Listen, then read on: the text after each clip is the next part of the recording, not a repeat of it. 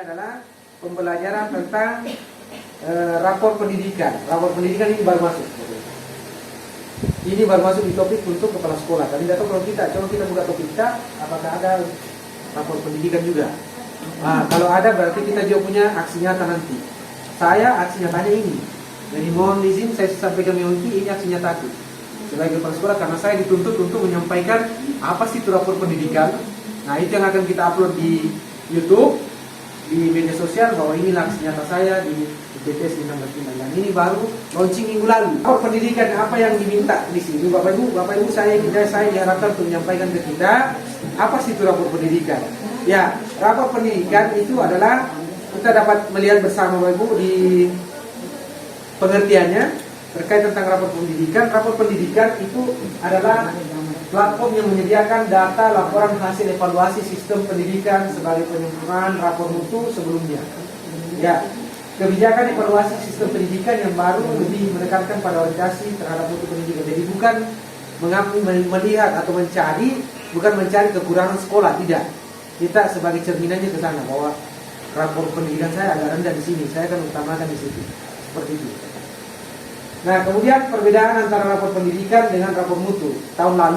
Beberapa tahun lalu kita menggunakan rapor mutu. Rapor mutu itu EDS, evaluasi diri sekolah. Kita cuma centang-centang dan sebagainya, kemudian diserahkan ke operator. Sekarang tidak. Rapor pendidikan melalui asesmen nasional berbasis komputer dan Sulinjerta, survei lingkungan belajar, ditambah si PKB-nya dan sumber data Dapodik. Nah, lahirlah rapor pendidikan. Sebentar kita lihat di mana kita rendah. Nah, itu yang akan kita upayakan untuk mendongkraknya. Ada 5 prioritas yang ditambahkan, misalnya literasi, numerasi, apalagi ya terkait dengan itu dan sebagainya. Oke. Kita kenal dulu apa perbedaan antara rapor pendidikan dengan rapor mutu. Kalau rapor mutu mengukur 8 indikator capaian. Ya, indikator contoh SKL, ya, standar kelulusan, proses isi, apalagi ETK, pembiayaan, dan penilaiannya. Ya, sarpras, sarana dan prasarana. Jadi 8 indikator berdasarkan data sumber dari Dapodik dan hasil isian input langsung oleh satuan pendidikan melalui EDS. Evaluasi diri sekolah. Nah, itu melahirkan analisis melahirkan program. Ya, seperti itu. Lanjut, rapor pendidikan. Rapor pendidikan mengukur indikator yang disusun berdasarkan input, proses, dan output. Jadi ada inputnya, ada proses dan output. Sebentar kita lihat yang mana itu input, mana proses, mana output. Jadi output pendidikan, indikator tersebut diturunkan dari 8 standar. Jadi dia juga tidak lepas dari 8 standar. Turunan dari 8 standar dipilah-pilah bahwa ini input, ini proses, ini output. Ya, seperti itu. Nanti akan muncul sini. Satuan pendidikan tidak melakukan pengisian input data ke aplikasi, namun data diambil dari berbagai sistem dan sumber data yang sudah ada seperti Dapodik. Nah, ini saya katakan tadi, bahwa ini rapor pendidikan bukan cuma satu, bukan cuma ANBK, bukan cuma SIP TKB, tetapi juga sumber data lainnya, Dapodik, BPS, dan sumber data lain yang berlipat. Nah, apa keuntungan dari rapor pendidikan? Rapor pendidikan dapat dijadikan sebagai referensi utama sebagai dasar analisis perencanaan. Berarti kita identifikasi, refleksi, dan benahi. Jadi ada 3 itu, 3 kata yang dibuat diambung-ambungkan oleh rapor pendidikan. Pertama, kita identifikasi dari mana, dan rapor. Setelah itu kita refleksikan, kenapa bisa rendah, apa yang sudah menjadi kelebihan dipertahankan, apa sudah masih kekurangan, itu kita upayakan mendongkrak. Itu. Kemudian benahi, aksi nyata. Rapor pendidikan dapat dijadikan sebagai referensi satu-satunya platform untuk melihat hasil AN, jadi hasil asesmen nasional. Kemudian sumber data yang objektif dan andal di mana laporan bisa dilihat secara otomatis dan terintegrasi. Jadi terbaca di situ, tidak perlu kita hitung, dia hitung sendiri. Oke, instrumen pengukuran evaluasi sistem pendidikan secara keseluruhan baik untuk evaluasi internal maupun eksternal. Alat ukur yang berorientasi pada mutu dan pemerataan hasil belajar atau output. Jadi itu tujuannya. Nah, ini dari sumber Kemendikbud. Platform penyajian data yang terpusat sehingga satuan pendidikan tidak perlu menggunakan beragam aplikasi, sehingga diharapkan dapat meningkatkan beban administrasi. Jadi salah satunya adalah beban administrasi. Terus terang Bapak Ibu, ini post-testnya sudah 2. Kemarin di sini saya ikuti 2 post-test, tapi betul-betul kalau saya pakai di YouTube saya harus mendengarkan betul. Jadi satu hari itu alhamdulillah selesai post-test, 2 hari ini saya dituntut untuk bikin aksi nyata. Seperti itu. Oke, apa dasar regulasi dari platform rapor pendidikan? Itu Permendikbudristek Peraturan Pemerintah Nomor 57 Tahun 2021 tentang SMP atau Standar Nasional Pendidikan. Kemudian Nomor 9 Tahun 2022 tentang evaluasi. Nanti kita akan bagikan ini ya untuk dibaca-baca di semua buku. Kita melihat rapor pendidikan itu admin, yang ada adminnya di situ. Login admin berarti cuma saya dengan operator atau TU seperti itu. Yang admin di anunya di user akun belajar ini ya. Oke. Itu sekilas tentang rapor pendidikan Bapak Ibu. Kalau kita bahas semuanya nanti sampai sore tidak selesai ya. Oke, kita lanjut lagi ke apa ini rapor pendidikan kita. Nah, inilah rapor pendidikan kita Bapak Ibu. Nah, rapor pendidikan untuk UPTS di 16 Pindang. Di sini ada warna hijau. Berarti warna hijau itu sudah aman. Tinggal dipertahankan. Kemampuan literasinya hijau. Nah, mengapa saya kemarin waktu melaksanakan kegiatan tentang numerasi itu karena saya sudah lihat ini. Ya, kita lihat di sini literasinya alhamdulillah sudah mencapai kompetensi minimum. Tapi yang kompetensi minimum sepertinya harus kita pertahankan. Salah satunya apa? Pojok baca. Artinya perpustakaan dengan taman baca. Plus tempelan dinding tak, jangan dikasih hilang itu. Karena banyak misalkan lepas-lepas. Ya, jangan dikasih hilang itu. Itu salah satu pendukung. Jadi minta tolong dibedahi semua wali kelas. Ada tugasnya Nana bisa atau butuh ki poster, usulkan ki ke bendahara. Bikinkan ki. Yang bagaimana mau tak? Bilang ke saya, catat saja. Bilang saya begini Pak, saya begini. Jangan begitu takut. Bukan artinya uang sekolah dipakai. Jangan uang pribadi, jangan dipakai uang pribadi. Jadi ya catat ki saja. Bukan yang ini Pak. Ada saya pernah lihat di internet begini. Kasih ki, kirimkan ki ibu bendahara di ibu li. Kirimkan di WA-nya untuk kelas 1 ini muka pasang di depan kelas. Kita yang kreasikan di kelas tadi. Ya. Ini cara untuk mempertahankan literasi. Di nanti aksinya takut terkait literasi berikan foto di depan kelas tak. Kita menempel, kalau ada menempel nanti tolong panggil kan, muka foto. Karena itu aksinya takut. Ya, tolong saya mau dokumentasikan bahwa memang di sekolah kita ini sudah menerapkan literasi, artinya penanaman budaya literasi. Ya, alhamdulillah dari semua ruangan sudah ada pojok bacanya semua sih lihat. Itu salah satu pendukung. Dan insya Allah nanti pada saat selesai saya melakukan aksi nyata, saya mohon nanti beberapa kelas yang dimaksud itu kita sama-sama untuk mendokumentasikan terkait kegiatan literasi di kelas. Yang upayakan juga kalau bisa itu 15 menit per hari itu membaca. Jadi ya itu kalaupun tidak sempat dibawa ke jam lain untuk membaca 15 menit itu literasi ya. Oke. Kemudian numerasinya. Ya ini yang rendah Bapak Ibu ya. Di bawah kompetensi minimum itu dia rendah dari sisi numerasi ya. Ini. Oke, kompetensi yang diambil itu adalah pada domain bilangan, aljabar, geometri, ketidakpastian data dan ketidakpastian, kompetensi mengetahui, menerapkan dan menalar. Ini yang 1 dan 2 3. Ini. Kemudian ini berkembang. Jadi kita sudah mulai. Kalau di numerasi kan banyak. Biar kita gambar apa di depan ular tangga tuh sudah masuk pada penerapan numerasi. Sebenarnya sebenarnya tidak dikerja di lapangan, kita gambar ular tangga di situ di tengah lapangan. Itu penerapan numerasi juga salah satunya.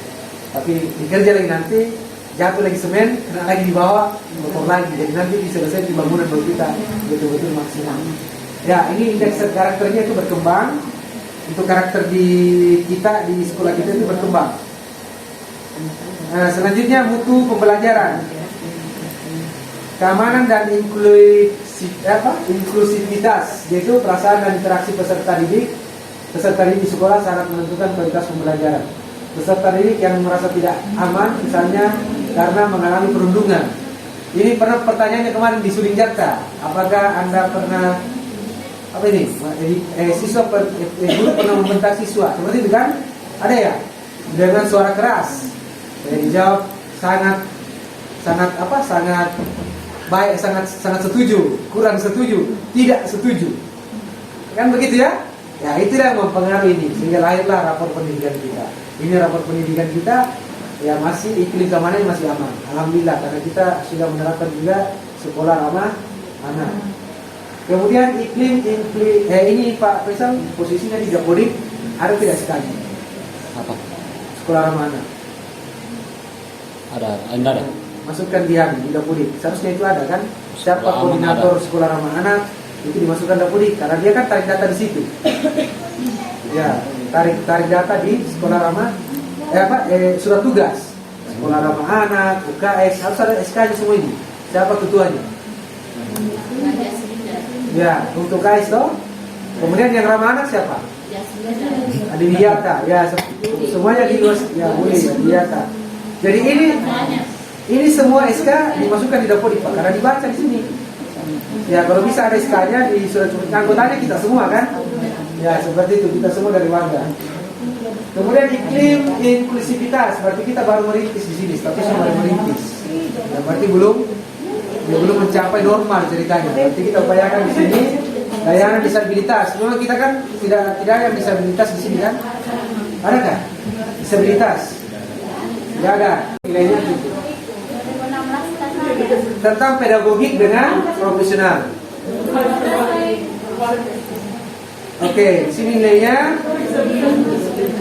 satuan pendidikan uji nomor uji kompetensi guru itu satuan pendidikan itu 50,94. Jadi penilaian guru itu kadang mahir, di bawahnya baik dan kurang baik seperti itu. Tapi kalau di siswa membudaya baik sudah diterapkan dan sebagainya ya, seperti itu. Ya, ini berkembang. Untuk peningkatan mutu di sekolah kita itu pengalaman pelatihan GTK kita berkembang. Belum hijau juga. Apa-apa itu? Pasti ada pertanyaan Pak kemarin. Kegiatan pelatihan guru yang pernah diikuti. Ya, kalau ada seperti ini anggap sebagai in-house training. Ya, in-house training di sini sekolah. Karena house berarti di rumah, belajar di rumah. Berarti di rumah kita kan sekolah. Berarti in-house training. Kalau di luar kita webinar, bisa webinar seperti yang diikuti kemarin kan, ada yang webinar di kelas. Nah, profesi guru penggerak berarti kita merah di sini, tidak ada di guru penggerak di sini. Ya, mudah-mudahan hijau nanti di tahun karena ada maka masuk. Bukan hijau, tidak hijau, baru kuning, berkembang lagi, baru berkembang. Nah, mudah-mudahan lulus lagi nanti 4 orang, insya Allah amin. Hijau ini. Pasti hijau, karena sudah banyak itu. Ya, tambah lagi nanti yang baru lulus tahap 1, insya Allah amin ya. Ya, yang lulus nanti tingkatan 9, ya mudah-mudahan di sini yang paling banyak sekecamatan atau sekabupaten kita yang paling banyak. Amin. Ya, seperti itu amin. Oke. Nah, di sini persennya Bapak Ibu satuan pendidikan yang sudah mengikuti pelatihan itu 40,7%, berarti di bawah memang di standar. Sedangkan guru penggeraknya tidak ada, 0. Ya, 0 yang menjadi guru penggerak. Ya, itu terbaca. Oke, lanjut. Pengelolaan sekolah transparan. Harus transparan dalam pengelolaan sekolah. Dalam pelaksanaan pengembangan aktivitas sekolah penting untuk melibatkan warga sekolah, orang tua dan peserta didik. Dari sisi pengelolaan dana perlu diperlihatkan proporsi dan belanja yang diinginkan. Jangan sampai memang tidak transparan kemarin atau bagaimana. Ini kita lihat di sini raporta. Kita ngisi toh. Siapa yang ngisi? Kalau siswa dengan gurunya. Siswanya HMDK, gurunya Surinja. Ya. Di sini partisipasi warga sekolah dia masuk kategori selektif. Ya, di sini terdiri dari partisipasi orang tua murid. Mungkin pertanyaannya di situ melibatkan orang tua dalam penentuan ARKAS. Jawab tidak. Iya toh? Melibatkan pengawas dalam penyusunan, jawabnya tidak. Ya, upayakan kita nanti usahakan nanti bagaimana apapun yang kita lihat jawabnya tidak. Yang terbaik kalau betul kita melibatkan. Nanti kita undang orang tua dengan pengawas dan korwil untuk membahas ARKAS. Oke, pemanfaatan sumber daya sekolah itu belum tersedia. Pemanfaatan TIK untuk administrasi cukup. Mengapa ini? Kenapa bisa cukup? Ya mungkin karena laptop tak kurang di dapuri. Ya toh, kita juga belum pernah mengikuti ini proporsi pembelajaran anak bos secara daring, belum dilakukan, masih sedikit yang menggunakan Sipla, toh kan begitu. Dari Sipla juga ini dibahas, sedikit yang menggunakan Sipla. Oke, setelah kita ini mengunduh rapor pendidikan, inilah hasilnya Bapak Ibu. Di sini muncul rapor pendidikan kita.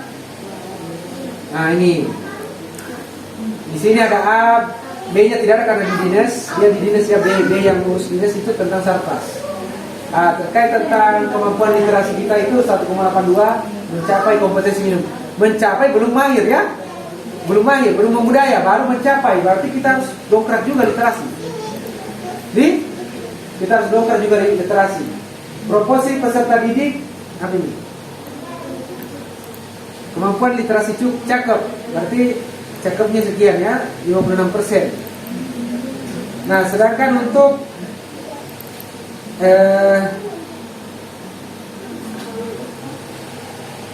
di sini A2 numerasinya itu di bawah kompetensi minimum. Nah, ini rekap Excel-nya ini. Kemudian A3 karakternya berkembang. Masih berkembang, karakter masih berkembang. Ini pertanyaan-pertanyaan ini yang di ANBK ya. Tapi ini jangan dianggap sebagai suatu beban, bukan beban ya. Kita ingin bercermin, kita ingin kedepannya nanti kita akan melakukan peningkatan melalui pemahaman ini. Kita akan anggarkan ini di Arkas nantinya. Bukan berarti kita cuma membaca, nanti rapat Arkas kita harus lihat ini dulu. Apa yang direkomendasikan ke kita, seperti itu. Nah inilah rapor pendidikan kita. Tidak perlu dibahas semua, nanti kita sudah dikirimkan Pak Faisal di grup. Tinggal kita nanti ikuti Bapak Ibu apa yang kita butuhkan. Nah untuk rekomendasi dari pusat Bapak Ibu, ini ada rekomendasi dari pusat, uraian Arkas dengan rekomendasi apa yang akan kita diminta untuk dilakukan. Nah, ini gampang sekali nih karena sudah ada nih ini kita rekomendasi, ini kita laksanakan di sekolah. Jangan hitam jauh-jauh. Pertama, pemanfaatan platform Merdeka Mengajar untuk peningkatan kompetensi guru dan kepala sekolah terkait materi numerasi. Nah ini, berarti kita nanti ada pelatihan numerasi, kita upayakan ke situ teman guru. Kalau ada kontribusi yang ditanggung sama sekolah, tidak apa-apa. Ada KKG, kita kasih transport ke guru. Seperti itu ya. Kemudian lanjut.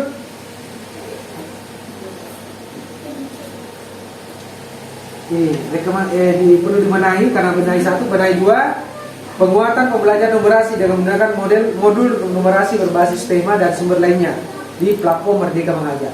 Berarti kita betul-betul diarahkan ke platform Merdeka Mengajar. Jadi tidak ada lagi alasan bahwa Merdeka Mengajar belum selesai. Diusahakan ini sudah rekomendasi dari pusat, bukan saya ketik.